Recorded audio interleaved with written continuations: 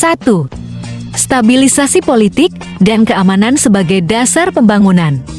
Langkah pertama melaksanakan pembangunan nasional tersebut adalah dengan membentuk Kabinet Pembangunan 1 pada 6 Juni tahun 1968.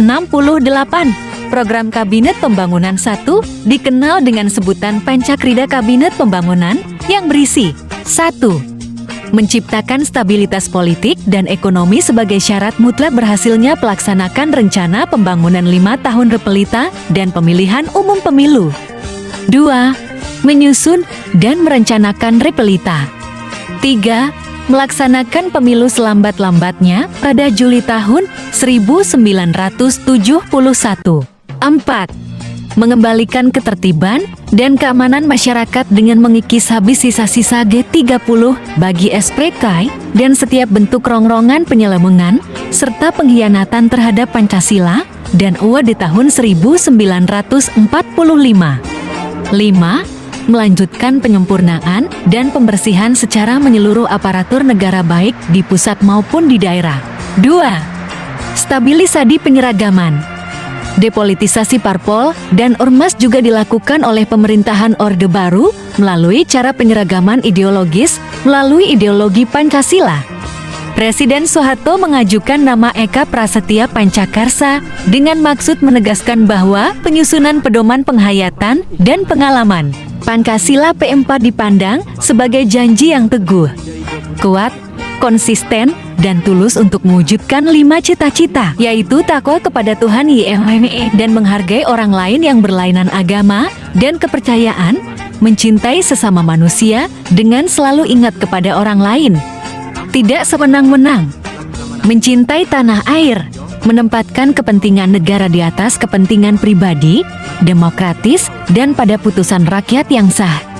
Suka menolong orang lain, sehingga dapat meningkatkan kemampuan orang lain. 3. Penerapan Dwifungsi ABRI.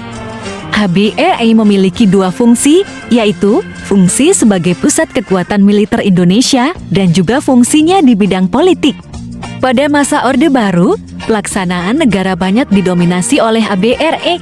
Dominasi yang terjadi pada masa itu dapat dilihat dari banyaknya jabatan pemerintahan mulai dari bupati, wali kota, gubernur, pejabat eselon, menteri, bahkan duta besar diisi oleh anggota ABRI yang dikaryakan.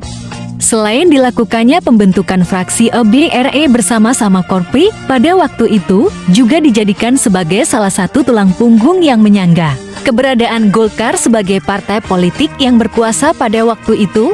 KBRI melalui berbagai yayasan yang dibentuk diperkenankan mempunyai dan menjalankan berbagai bidang usaha dan lain sebagainya.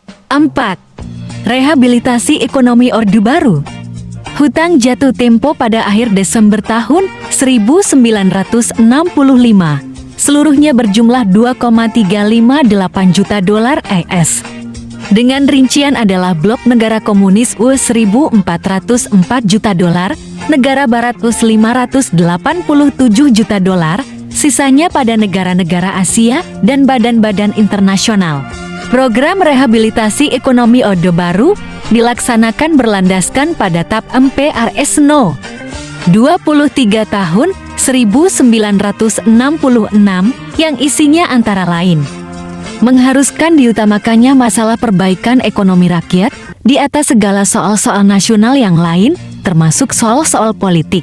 Konsekuensinya kebijakan politik dalam dan luar negeri pemerintah harus sedemikian rupa hingga benar-benar membantu perbaiki ekonomi rakyat. 5. Kebijakan pembangunan pemerintah Orde Baru. Pembangunan dalam berbagai bidang merupakan fokus utama dari pemerintah Orde Baru. Pemerintah Orde Baru mengadakan program pembangunan untuk menciptakan masyarakat yang adil dan makmur sesuai cita-cita bangsa, yaitu 1.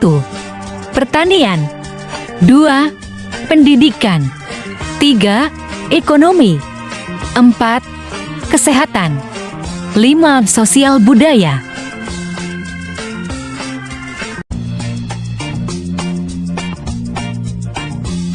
Audio Jungle.